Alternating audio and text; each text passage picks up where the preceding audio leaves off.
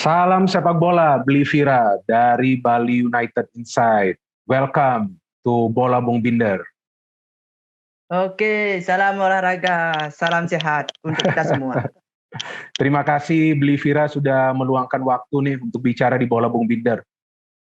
Terima kasih Bung Binder. Ini menjadi suatu kebanggaan buat saya dan buat media Bali United Inside sudah diundang dalam acara Bola Bung Binder pada hari ini. Ini menjadi suatu kebanggaan lah buat saya.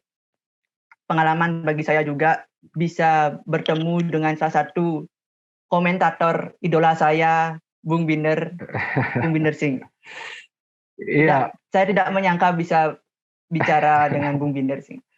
Ya, saya penting juga untuk diskusi dengan supporter. Saya ingin juga mengetahui dari supporter seperti apa sih pemikiran mereka tentang klub mereka, cara permainan klubnya, ya kan sejak kapan mengikuti klubnya. Maka itu sebelum Beli Vira saya juga ada mengajak supporter dari Persebaya, supporter dari Persib.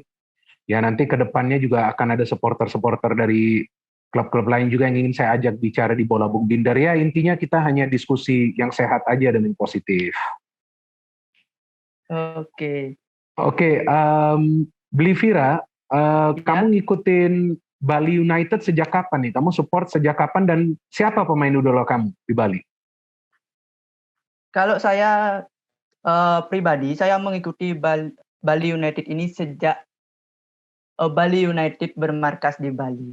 Oke. Saya orang Bali pastinya akan mendukung apapun yang klub yang berada bermarkas di Bali. Semenjak 2015, saya sudah cinta dengan Bali United. Awalnya saya berpikir klub ini bakalan tidak sukses di Bali, bakalan cuma bisa 3 tahun. Tapi ya pikiran saya mengatakan begitu, klub Bali United ini bakal tidak bisa berjalan mulus karena sebelum-sebelumnya kan ada Glora Dewata, Dewata itu cuma bertahan di Bali cuma 3 tahunan saja, habis itu berubah tuh Glora Dewata. Saya awalnya anggap Bali United itu seperti itu. Nah, berjalannya waktu ternyata Bali United menjadi primadona, menjadi sentral. Dan klub-klub juga banyak meniru Bali United dari segi bisnisnya, dari segi manajemennya. Klub-klub Indonesia banyak meniru yang hal-hal positif terkait Bali United. Nah, itu. Ya, kalau pemain idola kamu siapa nih di Bali?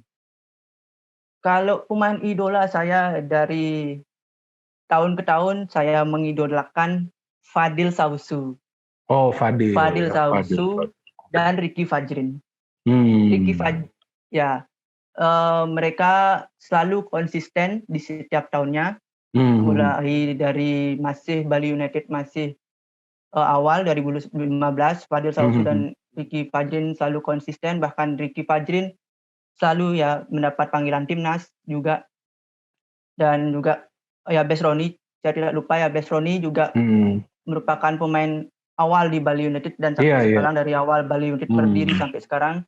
Dan ya Bes Roni semakin tahun juga semakin performanya bagus. Namun kadang ada turun dan naik, dan juga ya Bes Roni kadang kalanya juga dipanggil timnas Indonesia. Iya, betul. Betul. Nah, Beli Vira, ini kan tahun 2019 Bali menjadi juara dari Liga 1, ya. Iya. 2020 kompetisi dibatalkan karena pandemi. Jadi artinya kan musim ini ya juara bertahan itu masih Bali, ya masih Bali United.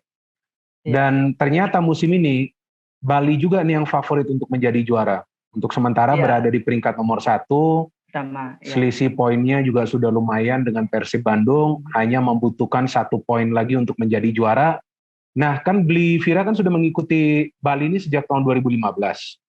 Nah, kalau Beli Vira melihat perbedaan dari Bali musim 2019 dengan musim yang baru ini atau musim yang sekarang ini tahun 2021-2022, cara permainannya ada berubah gak sih?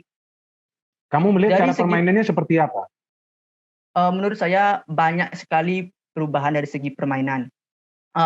dulu variasi serangan dari tahun 2019 itu sangat monoton. Umpan-umpan lambung, cross ball dari sisi sayap, umpan lambung. Nah, di tahun 2021 dan 2022 ini Teko meramu lagi dengan mendatangkan beberapa pemain. Dia meramu taktikal, yaitu bola dari kaki ke kaki, possession, kemudian lanjut direct.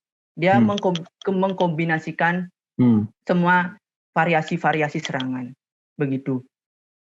Jadi semakin sulit untuk bisa membaca pola serangan dari Bali ya? Ya, semakin sulit bagi klub lawan membaca pola serangan maupun pola pertahanan juga Bali United. Nah, kalau sekarang ini kan Spaso nih top scorer ya, 21 gol. Iya. Ketika Bali 22. Menjadi juara tahun 2019 itu Spaso mencetak 16 gol di Liga ya, kalau saya nggak salah ya. Dan dia menjadi pemain paling produktif nih di Bali, dia sudah mencetak lebih dari 50 gol. Nah, Anda melihat apa perbedaannya sih sehingga Spaso itu sekarang produktivitasnya bisa jauh lebih baik daripada musim 2019? Nah kan dia kan masih bisa nambah gol juga, masih ada 2 pertandingan sisa. Kan apa yang Anda melihat faktor yang bisa membuat Spaso ini produktif bahkan lebih dari tahun 2019? Untuk Spaso saat ini 22 gol, kalau nggak salah. Kemarin nyetak lagi 1 gol. Oh, oke. Lawan Madura. Yang membuat bedanya Spaso di tahun 2019 dan yang sekarang ini yaitu di mana pendukungnya dari lini tengahnya, suplai bolanya, yang membuat Spaso bisa atau tidak nyetak gol dari suplai bola dari sisi tengah lapangan. Nah, saat ini kita punya beberapa pemain seperti Eberbeza, pemain yang baru didatangkan, Privat Embarga, yang tengah musim didatangkan. Begitu mereka diduetkan, Privat Embarga di sayap kanan dan Eberbeza di tengah, sayap tengah, penyerang tengah agak ke depan, ya, attacking midfielder Eberbeza, kemudian Lili Pali juga diduetkan. Nah, itu membuat variasi serangan di lini tengah itu bervariasi jadinya untuk tahun sekarang, membuat si Spaso Jevic itu dengan mudah menerima umpan-umpan dari segala lini, begitu. Iya, tadi saya kurang 1 gol ya, dia mencetak gol lawan Madura juga, itu juga dapat umpan yang bagus itu ya. Iya, tinggal langsung menyundul bola ya. Nah ini kan kalau kita lihat sekarang di Bali kan nih, sayapnya ini kan menakutkan juga ya. Salah satunya adalah Privat Barga ya. Nah, kamu sepakat gak sih bahwa yang bisa membuat Bali itu lebih produktif di putaran kedua ini karena ada Privat Barga ini yang masuk di putaran kedua? Karena dia setuju sekali. Ya, karena dia bukan saja mencetak gol, bisa mencetak gol juga. Kalau nggak salah dia 4 gol, tapi asisnya juga sudah banyak dia. Ya, asisnya lumayan. Dia asisnya banyak dia ini, 5 atau 6 nih. Saya nggak hitung berapa total, tapi asis dia nih banyak banget nih di putaran kedua. Nah, menurut kamu nih, apakah ini pemain yang membuat perubahan Bali nih di putaran kedua nih? Karena kalau dia nggak bermain bagus, tentu Bali akan sulit nih. Dan dia menggantikan Melvin Place ya, betul ya? Place pindah kan? Betul. Ke Bayangkara kan? Ke Bayangkara, iya. Nah, kalau menurut kamu, setuju nggak kamu bahwa ini Privat Barga nih yang menjadi pemain kunci di putaran kedua ya? Bukan satu-satunya pemain kunci, tapi ya ini benar-benar yang membuat performa Bali menjadi produktif karena dia bisa mencetak gol, dia bisa umpan juga. Kamu melihat pemain ini seperti apa ini di putaran kedua? Menurut saya setuju dengan pendapat dengan apa yang Bung Binder katakan. Privat Embarga ini merupakan salah satu pemain yang spektakuler, cepat beradaptasi di putaran kedua. Kalau dari statistik saya, Privat Embarga ini dari putaran kedua dia sudah tampil sebanyak 15 kali penampilan dengan catatan 4 gol dan juga 8 assist. Oh, 8 ya? 8 assist. Ya, dari catatan saya, dari catatan banyak, dan dari catatan Transfermarkt saya himpun 8 assist dan 4 gol. Dan saat ini Privat Embarga termasuk jadi top assist di Bali United dengan membubuhkan 8 assist. Selain Privat Embarga juga ada Roa Nawida dan Eberbeza, tapi saya lebih pendapat dengan Bung Binder katakan Privat Embarga merupakan kunci dari Bali United berada di putaran kedua saat ini. Mungkin tanpa sosok Rifat Embarga, mungkin Bali United mungkin tidak jadi apa-apa, mungkin bisa jadi melempem mungkin seperti putaran pertama, begitu. Dia memberikan dimensi permainan yang berbeda ya, cepat, agresif, pinter, pergerakan tanpa bolanya juga bagus ya. Saya juga terkesan dengan pemain ini. Jadi artinya memang pembelian pemain dari Bali United musim ini termasuk sukses ya. Tadi Anda katakan ada Eber Besa, ada juga Privat Barga, ya kan ada Irfan Jaya juga. Ya, artinya Irfan Jaya. Artinya ini pemain-pemain baru ini termasuk sukses ya di Bali. Ya, tahun 2000 transfer yang putaran kedua ini merupakan transfer menurut saya tersukses selama transfer Bali United dan membuahkan hasil. Kan banyak Bali United kadang membeli kucing dalam karung ya istilahnya, yaitu membeli pemain tapi setelah main beberapa kali ternyata tidak membuahkan hasil ya. Seperti contohnya mungkin Diego Asis hanya beberapa bulan saja di Bali United tidak bisa beradaptasi. Diego Asis. Kemudian ada tahun lalu ada beberapa tahun lalu ada Milos Krkotic juga. Milos Krkotic juga di lini tengah. Banyak semenjak Bali United ditinggalkan Marcos Flores dan Silvano Convalius pada waktu 2017. Bali United seakan-akan gerasa gerusu dalam memilih pemain di lini tengah. Tapi kali ini termasuk sukses ya? Kali ini termasuk sukses di semenjak transfer Bali United yang lainnya. Ini semenjak tahun 2017 ini transfer tersukses menurut saya. Oke, ini sekarang yang ingin saya tanyakan secara keseluruhan ya performa dari Bali United ya Bli ya. Jadi kalau saya melihat pergerakan dari Bali United mulai dari seri pertama, seri kedua, itu jika saya tidak salah ya, mereka itu berada di peringkat nomor 5. Terus masuk ke putaran ketiga, mereka sempat berada di peringkat nomor 3. Terus masuk ke seri keempat dan 5 sejak bermain di Bali. Dari peringkat ketiga naik sekarang ke peringkat 1. Ya, dan sekarang sudah ada selisih poin juga dengan Bandung 5 poin, ya kan? Dan selama bermain di Bali ini dari catatan saya, mungkin jika saya salah silakan Anda koreksi, dari 16 pertandingan itu, dari 16 pertandingan dimain di Bali, berikut pertandingan lawan Madura, cuma kalah 1 kali lawan Persebaya, dan seri lawan PSM. Nah, ini kan Bali bermain di wilayah sendiri nih sekarang, di seri keempat dan seri kelima. Nah, menurut Anda seberapa besar sih keuntungan dari Bali? Karena kan seperti yang saya, mungkin Anda juga baca di sosial media kan banyak yang mengatakan bahwa ya ini Bali diuntungkan nih bermain di wilayah sendiri kan. Artinya kan bermain di Bali. Nah, seberapa besar sih keuntungan dari Bali bermain di wilayah sendiri? Meskipun ya dalam setiap pertandingan Teko perlu melakukan suatu perubahan taktik atau juga pergantian pemain untuk Bali menang kan dalam beberapa pertandingan. Tapi ini kan bermain di wilayah sendiri nih. Seberapa besar sih keuntungan Bali bermain di wilayah sendiri? Apa memang ini faktornya sehingga Bali itu sekarang bisa berada di peringkat nomor 1 menurut Anda? Menurut Anda ini sesuatu yang hal menguntungkan juga ya, sesuatu yang tidak menguntungkan juga ya. Karena PT LIB kan juga setiap klub adalah sama. Bukan baru Bali United main di Bali, Bali diistimewakan, bukan begitu. Banyak yang menyindir bahwa Bali United ini adalah disetting. Itu adalah salah besar. Sebenarnya mereka Bali United ini diuntungkan karena kan juga pertama karena banyak pemain Bali United sudah beradaptasi dengan bagaimana lingkungan yang berada di Bali. Itu salah satu segi keuntungannya menurut saya. Kemudian kedua pemain juga paham dengan kultur-kultur di Bali. Kemudian seperti yang ketiga, kemudian pemain Bali United itu disiplin apa yang diperintahkan oleh pelatih, mereka disiplin akan waktu, akan latihan. Misalnya banyak nih, saya lihat klub-klub luar, klub-klub luar itu dia kadang-kadang pemainnya tuh keluyuran, misalnya pergi ke suatu bar yang ada di Bali. Nah, Bali United sendiri, Coach Teko dan beberapa manajemen sudah sepakat bahwa pemain itu tidak boleh keluyuran gitu. Iya. Harus disiplin lah ya. Sangat disiplin sekali Bali United dari hal segi manajemennya sangat disiplin. Kemudian ini merupakan satu yang ada juga beberapa yang tidak menguntungkannya mungkin.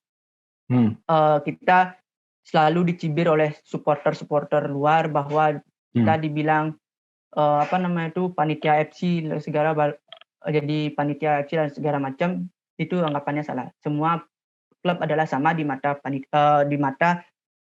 PT LIB.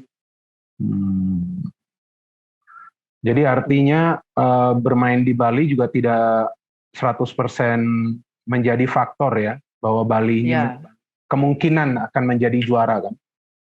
Ya, betul. Kan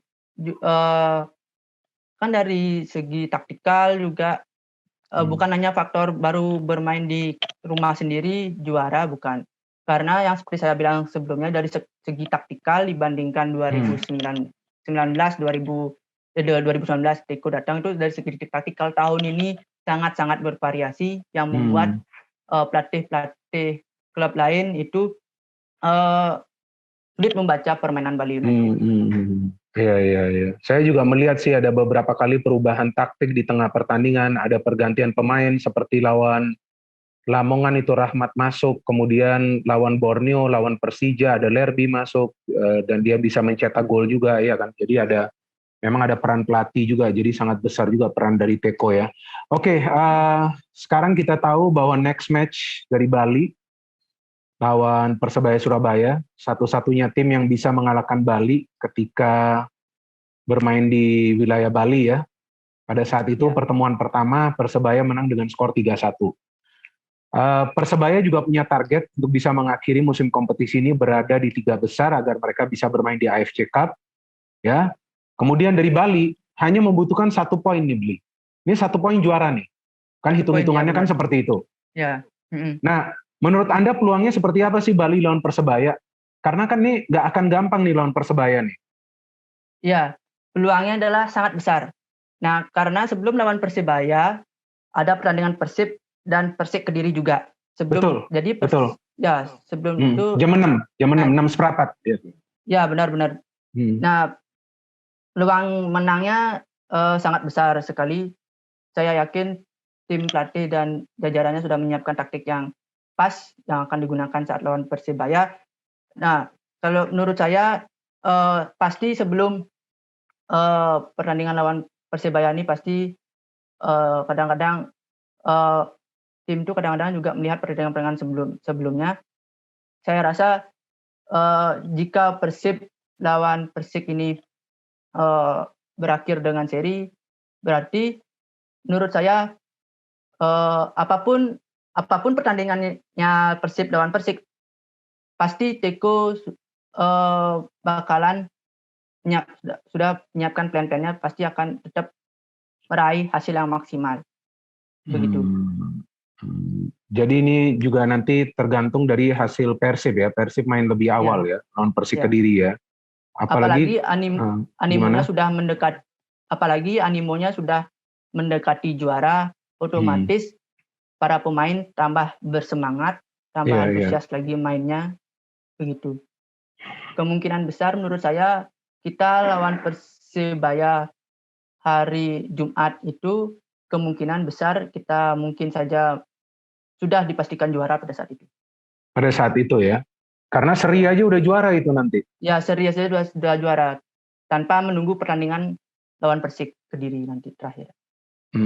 Terus menurut Anda apa sih faktor yang bisa membuat nanti Bali unggul atas Persebaya? Karena Persebaya ini juga kan banyak diperkuat oleh pemain-pemain muda ya. Ya, dan permainan mereka kan elegan banget kan. Ya. Nah, apa faktor dari Bali yang bisa mengungguli Persebaya? Kan meskipun nanti Persib gak menang lawan Kediri, tapi kan bukan berarti Bali gak punya motivasi untuk menang lawan Persebaya kan. Itu mereka juga akan main untuk target meraih kemenangan ya, atau minimal jangan kalah. Nah, menurut Anda faktor apa sih yang bisa membuat Bali ini nanti terhindar dari kekalahan lawan Persebaya yang mungkin menang atau juga minimal seri? Menurut Anda apa? faktor apa nih dari Bali? Karena pertemuan pertama kan kalah 3-1. Ya.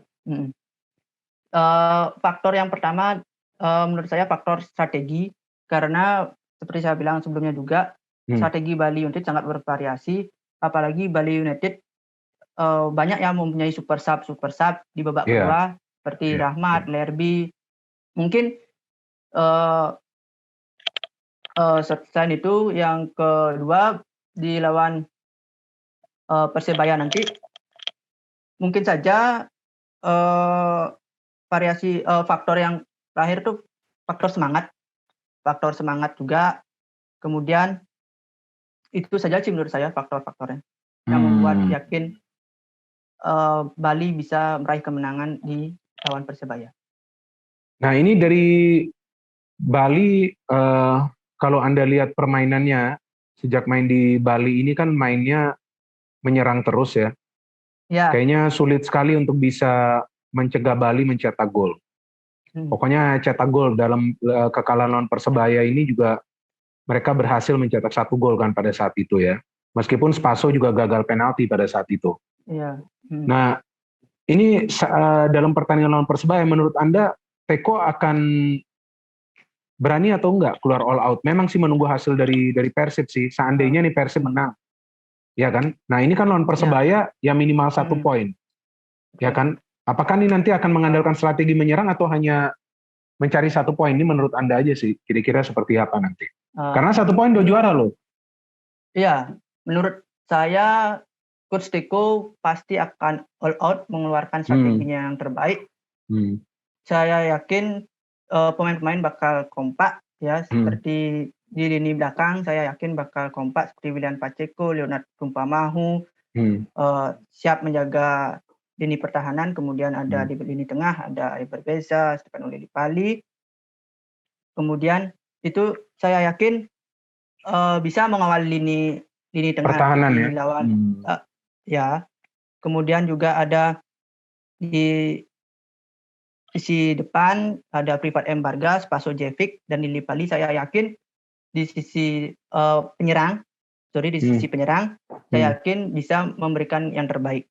Kemudian menurut saya super sub dan selain itu banyak masih Bali United mempunyai beberapa pemain yang bagus seperti Haryono, Lerby yang mungkin saja di babak kedua Lerby dimasukkan jika mengalami kebuntuan. Jika Spaso Jevic mengalami kebuntuan bisa jadi Lerby dimasukkan menurut saya, atau mungkin saja Lerby bakal main di sejak menit awal.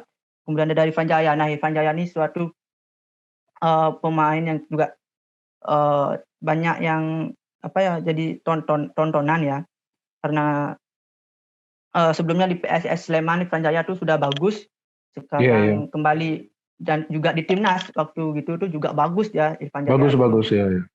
Habis itu ke Bali tambah bagus jadinya, saya yakin bisa. Rahmat juga termasuk bisa ya di super sub di babak kedua. Dan saya paling khawatirkan adalah dari Persebaya, yaitu pemain-pemain mudanya yang seperti Bung Binder bilang. Iya, luar biasa. Dari segi sisi kecepatan pemain, Bali United takut saya bakal kewalahan mengawal kecepatan pemain Persebaya. Yang saya takutkan seperti ya Marcelino dan lain-lain sebagainya. Oke, jadi Blivira nih yakin Bali akan juara nih. Sisa 2 pertandingan siapa saja masih bisa terjadi. Ya, saya yakin pasti Bali United akan juara. Juara ya, oke. Dan menjadi sejarah baru bagi Liga Indonesia, menjadi sejarah baru back to back. Oke, kalau gitu kita tunggu saja pertandingannya hari Jumat nanti. Ya, dan kita tunggu nanti kira-kira seperti apa nanti persaingan jelang akhir dari Liga 1 ya. Oke, terima kasih banyak Blivira sudah gabung di Bola Bung Binder, dan terima kasih. Semoga ke depannya nanti kita bisa collab lagi berbicara tentang Bali United. Ya, kita tunggu nanti hasilnya seperti apa nanti hari Jumat ya. Oke. Thank you. Salam sehat. Terima kasih banyak. Ya, sama-sama. Dan salam sehat. Ya, sama-sama. Salam sehat dan salam olahraga. Iya, thank you.